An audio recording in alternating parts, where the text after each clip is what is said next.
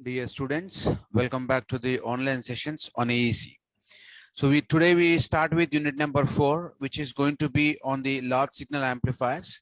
Large signal amplifiers can also be called as power amplifiers. So the reason being why we call large signal as power amplifiers is something like the large signal amplifiers are normally going to process the very large signals in comparison to the small signal amplifiers. That means the small signal amplifiers are going to amplify the input signals which are going to be in the range of millivolts, whereas large signal amplifiers are going to amplify the signals which are in the range of volts. Therefore, these amplifiers are called as the large signal amplifiers. Now, all the amplifiers which comes under power amplifier cases are usually most of the time meant for the audio frequency amplifications. Okay, so until and unless it is required to that extent, we don't use it for the higher frequency ranges. The usual practice is that the usual practice of the audio frequency amplifiers are called as the power amplifiers, are known as the large signal amplifiers. Okay, so the amplifiers are classified, the large signal amplifiers or power amplifiers are classified based on the following criteria as we discussed. That is, the amplifiers are classified based on the firing angle. So we discussed about firing angle. Firing angle means what? If the amplifier circuit is going to process all 360 degrees of the input signal, then it is called as a 0 degrees firing angle. Then if it is going to get fired only for 0 to 180 degrees, it is going to be called as 180 degrees firing angle. So like that, based on the firing angle, we normally going to classify the power amplifiers as class A, class B, class C, class AB type of the power amplifiers. And in general, the power amplifiers are going to be classified as something like audio power amplifiers and radio power amplifiers. As I was talking to you earlier, the audio power amplifiers are going to vary in the range between 20 hertz to 20 kilohertz.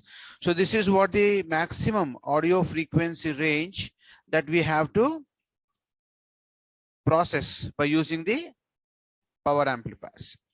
And other amplifiers are going to be called as radio power amplifiers. That means the radio power amplifiers are nothing but the tuned power amplifiers, usually meant to operate in the frequency range between 3 kilohertz to 300 gigahertz.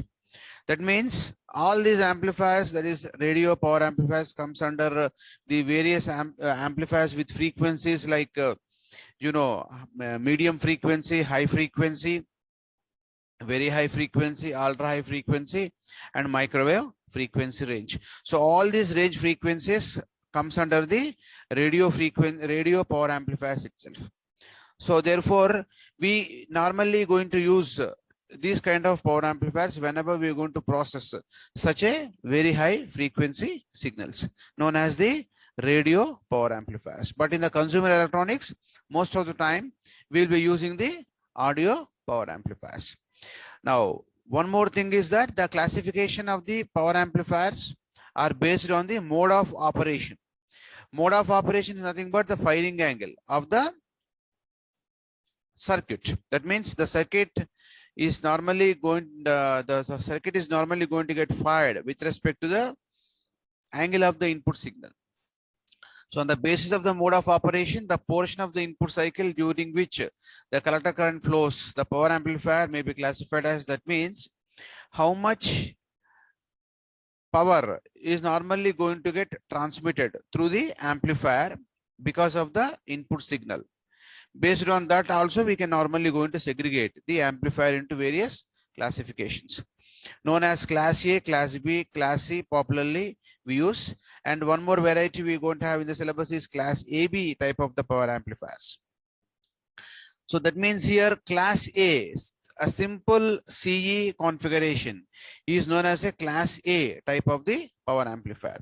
So class CE amplifier is going to process the complete 360 degrees of the input signal. Therefore, it comes under the class A power amplifier stage. Okay. So when the input signal, when the collector current flows during the positive half cycle or negative half cycle of the input signal, then we can call that type of the amplifier as class B power amplifier. That means in the class B power amplifier, we say that the firing angle is 180 degrees.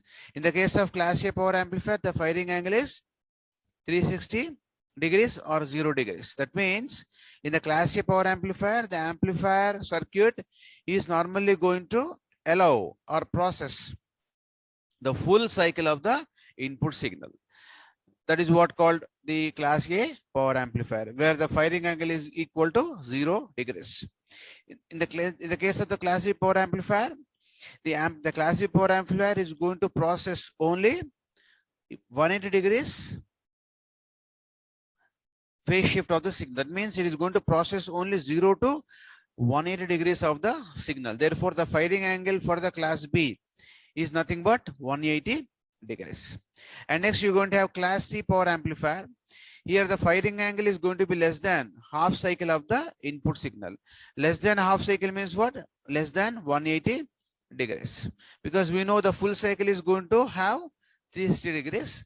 So therefore, the half cycle is nothing but 180 degrees. That means here the firing angle for class C power amplifier is going to be less than 180 degrees. So if any amplifier is going to process the input signal from 0 to less than 180 degrees, then it simply comes under the class C type of the power amplifiers. So these are the three varieties which are very much used, popularly used, that we are going to have. And another variety is going to be called as another form of the class, the class amplifier is going to be called as class AB type of the power amplifier. So as the name indicates, class AB, we combine in class AB, the class A and class B amplifiers are combined so that we can utilize the advantages of class A as well as class B type of the power amplifiers.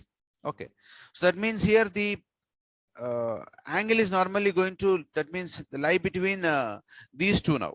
Okay, that means 0 to in between, that means 180 to 360 degrees, 0 to 360 degrees in between. That means less than 360 degrees we normally going to use in the case of the class AB type of the power amplifier.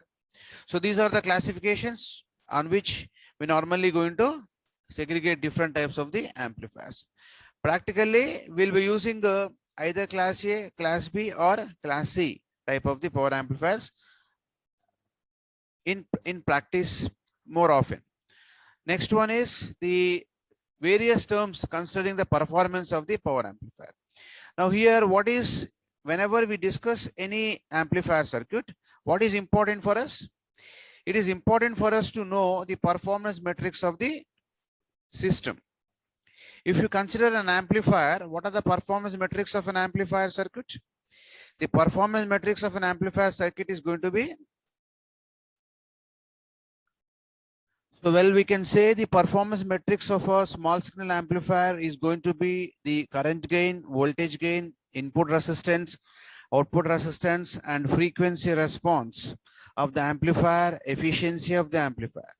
So these are the basic performance metrics of an amplifier circuit. So that means here the performance metrics of power amplifier is a little bit different than the performance metrics of the small signal amplifier. So here we got only 3 performance metrics for a power amplifier. What are the 3 performance metrics? One is going to be called as the collector efficiency, power dissipation. Second one is power dissipation capacity. And third one is the distortion. So efficiency of the amplifier circuit, then the distortion. Efficiency and distortion are very crucial.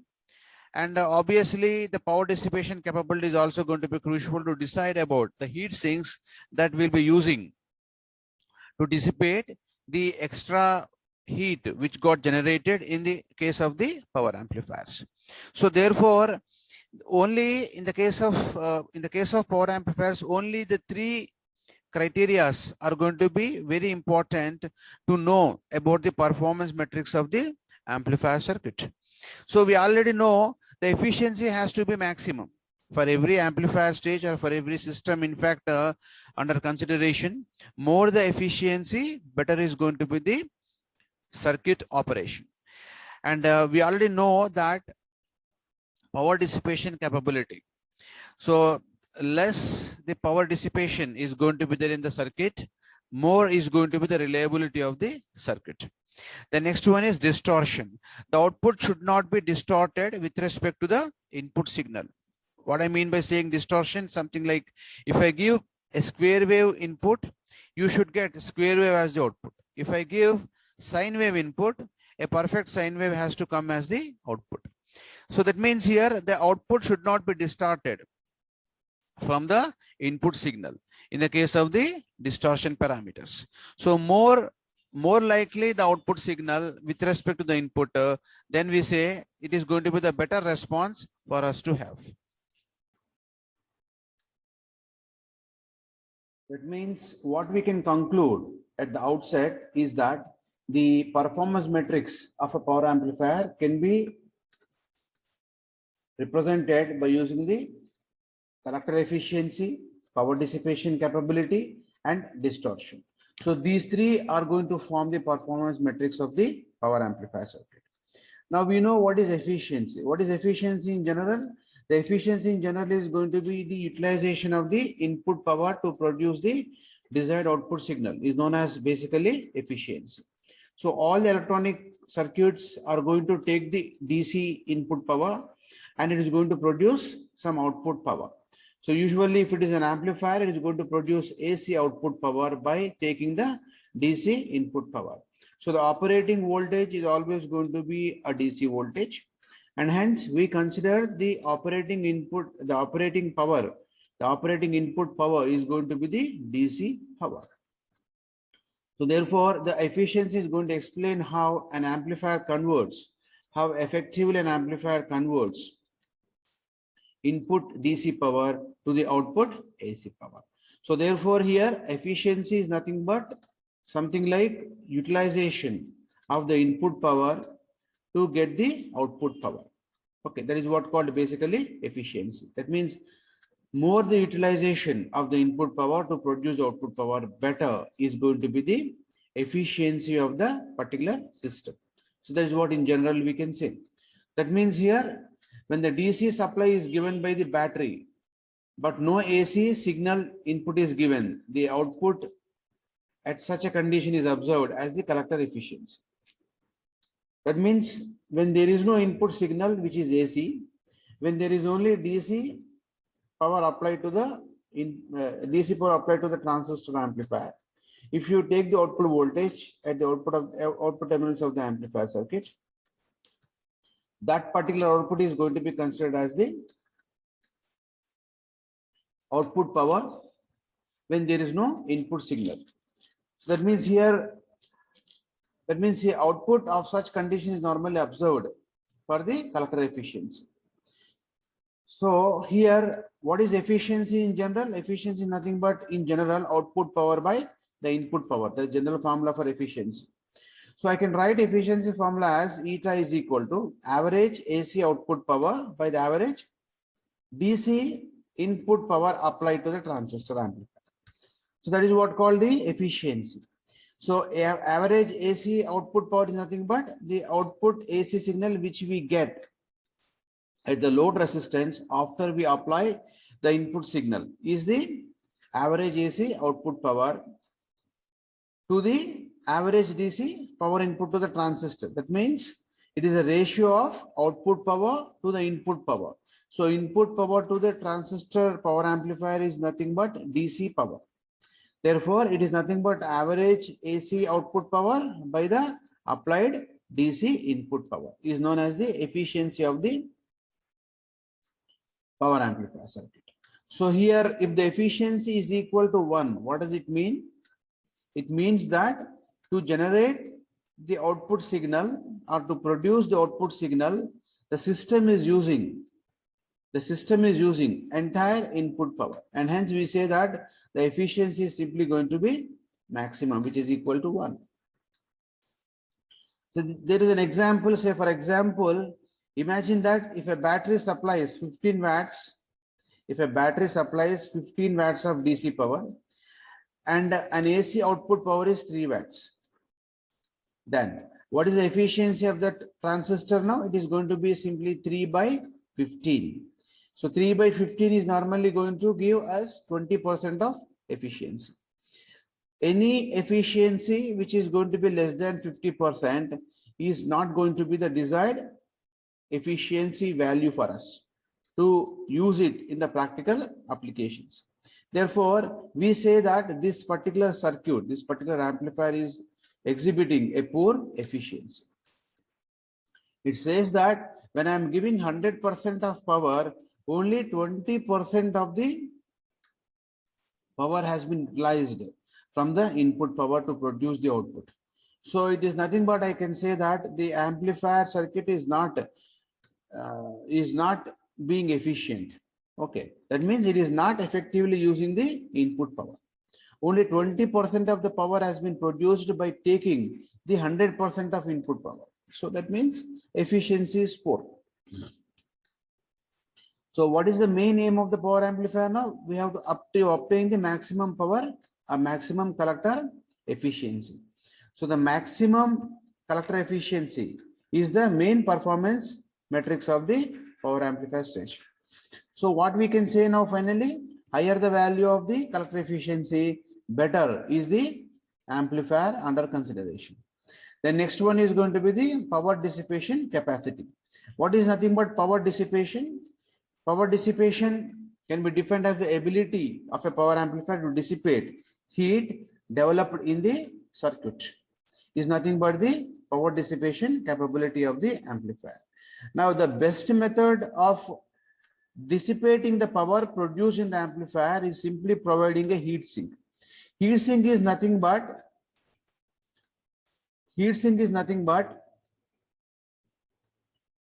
shielding the amplifier, or keeping the amplifier on the metal contact, which is going to dissipate the heat, and that metal contact is simply connected to the ground, so that whatever heat which has been produced in the amplifier is simply going to get dissipated to the ground via the metal sheet. That is what called the power dissipation capacity. It is something like, let us suppose you have a hot drink to have. It is very hot. Now you wanted to cool it down before you want to take it. What you have to do now? Simply you pour that into a saucer. Now, due to the more space, utilization of more space, the heat is simply going to get dissipated into the atmosphere, and thereby the hot drink is going to get cooled down. Exactly similar concept is used in the power amplifier stage, power amplifiers under consideration. So power amplifiers are simply mounted on the heat sinks, which is normally going to get spread in the region of space under consideration, so that the heat which is produced in the amplifier is simply going to get dissipated because of the extra space provided in the amplifier circuit. So that means the heat has to be dissipated into the atmosphere so that the device is going to get cooled down. Because we cannot have a fan in the transistor amplifier, because amplifier itself is going to be a very, very small circuit. Okay, so very small. When I say very small, it will be going to come less than a dot place. You cannot really see with your eye when you construct a amplifier circuit. So that means what, it is going to be that small. Therefore, heat dissipation in that means what, you cannot put a fan. So somehow you should increase the size of the power amplifier stage so that heat dissipation can take place. That we'll do by using the heat sinks. So that means in order to, why we have to decrease the heat? We know already that as the heat of the amplifier increases, what happens? The Q point is going to change from its center of the active region position. So if the Q point changes, obviously the operation of the entire amplifier is going to get disturbed. The output is going to be a distorted output. So therefore, in order to keep the operating point stable, the temperature has to be kept under the controlled value. So in order to do that, we have to compulsorily use the heat sinks. So in order to maintain the operating point stable, in order to achieve the stability of the operating points, that means the temperature of the transistor has to be kept in permissible limits. That means if the temperature is in permissible limits, the operating point won't change. Okay, so if the operating point won't change from the center of the active region, that means your circuit definitely going to produce the desired output without any distortions. So for this purpose, what we'll do is now the heat produced has to be compulsorily dissipated.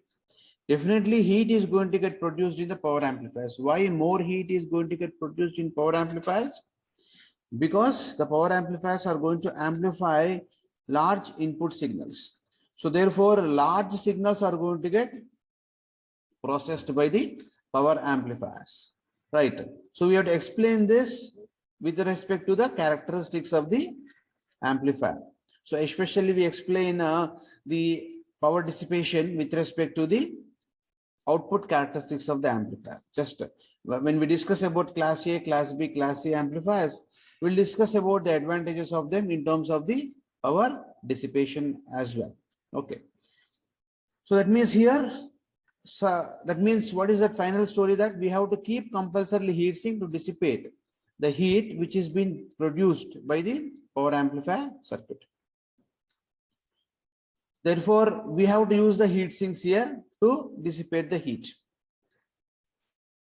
in order to keep the operating point at stable condition, The next important point is going to be distortion. What is distortion? It is defined as the change of the output waveform from the input waveform.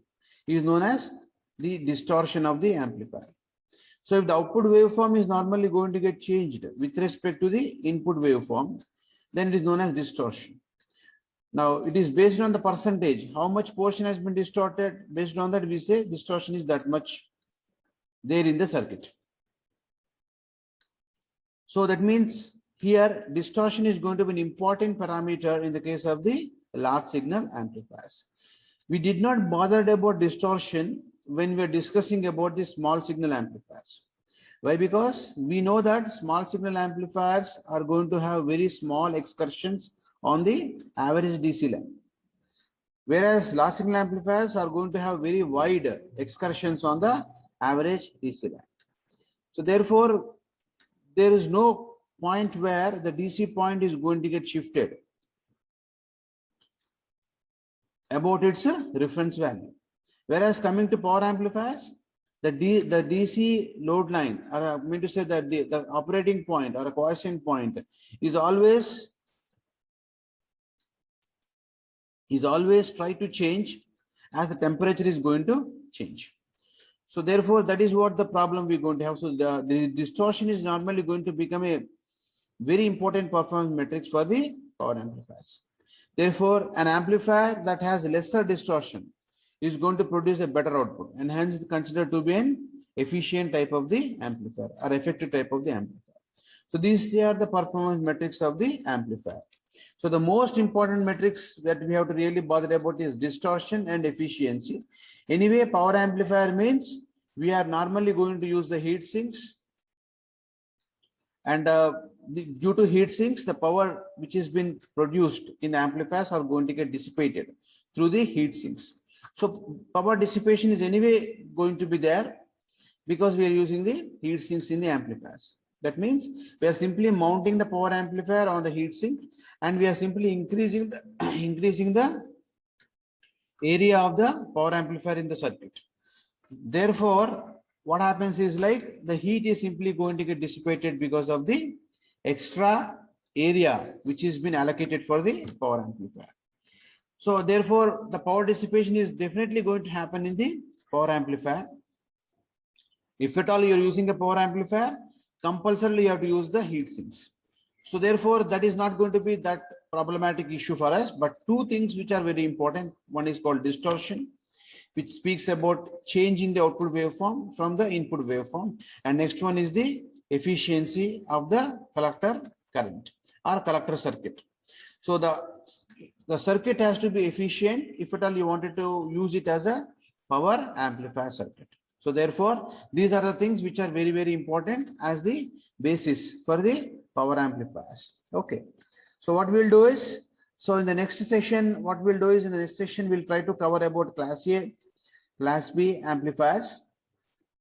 So class A power amplifier, once again, I'll reiterate, the class A power amplifier is normally going to allow the 360 degrees of the input signal. That means all the 0 to 360 degrees of the input signal is simply going to get processed by the class A power amplifier. That means what? Definitely we say that the power dissipation in class A power amplifier is going to be definitely high. And what about efficiency? The efficiency of class A power amplifier is going to be less, because the transistor amplifier circuit will be totally busy throughout the life cycle, throughout the lifetime of the input signal. Therefore, the circuit is totally busy, more heat is getting generated, more dissipation is going to be there, and less is going to be the efficient the circuit is going to be. So therefore, we normally don't prefer class A power amplifiers in comparison to class B type of the power amplifiers. Coming to class B power amplifiers, the firing angle is only of 180 degrees. That means the signal over the period 0 to 180 degrees is only get processed by the class B type of the power amplifiers. That means the amplifier circuit will be working only in 180 degrees. Other 180 degrees, the circuit is not at all working. Therefore, the circuit is going to get enough time to achieve stability to accept the next input peak. That means the transistor is going to take some time to reach the output voltage from saturation to the 0. That is what very much crucial for us. So we have to give some time for the amplifier, for the transistor amplifier to cool down, so that the system is going to get stable. And if the system is going to get stable, the circuit will be ready to accept the next input peak. Thereby what happens, the circuit is going to be very much effective. That means the efficiency is also going to increase by virtue of its operation. Okay. So therefore, distortion is also going to be lesser in the case of the class B power amplifier circuit. Okay. So that means by virtue of the firing angle only, we are going to get a better performance of class B amplifier with respect to the class A type of the power amplifier. So in the next session, we discuss the operation of class A and operation of class B with respect to the output characteristics. Thank you very much for today's session.